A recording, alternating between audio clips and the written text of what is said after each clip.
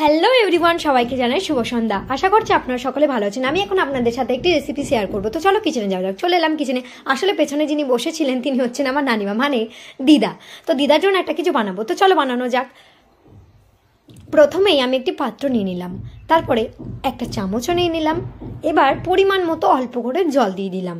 জল দেওয়ার পর এবারে আমি নিয়ে নেব সুগার।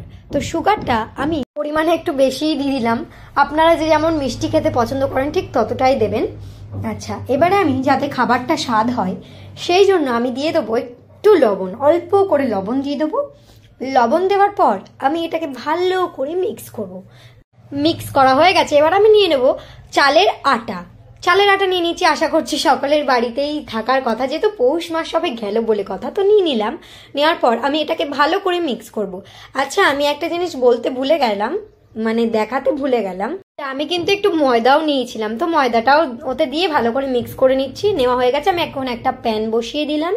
তো গ্যাসটা অন করে একদম লোতে দিয়ে দিলাম। তারপর আর একটু ভালো করে মিক্স করে নিয়ে আমি একটু হালকা করে অয়েল দিয়ে দিচ্ছি। বেশি অয়েল দিলে হবে না, অল্প করে দিতে হবে। তো অল্প করে দিলাম, দিয়ে ভালো করে ঘুরিয়ে ঘুরিয়ে প্যানে পুরো সব দিকে অয়েলটা লাগিয়ে নিলাম। এখন আমি হালকা ব্যাটারটা দেবো, ছড়িয়ে ছড়িয়ে একদম ঘুরিয়ে ঘুরিয়ে দিয়ে দেব।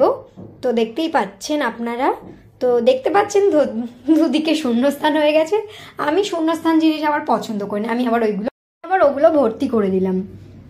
আসলে এটা পিঠে, কিন্তু এই নামটা আমার জানা নেই। আপনাদের কারো জানা থাকলে প্লিজ কমেন্ট করবেন। তো আমার হয়ে গেছে। আমি এখন ধীরে ধীরে ধীরে ধীরে ওটাকে তুলছি আর মোড়াচ্ছি। তো আমার মোড়ানো হয়ে গেছে, আমি এবার তুলে নিলাম।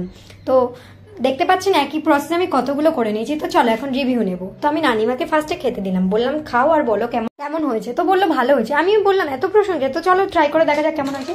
সত্যি খেতে খুব সুন্দর হয়েছিল। আপনার চাইলে ট্রাই করতে পারেন ঘরে। Bye bye.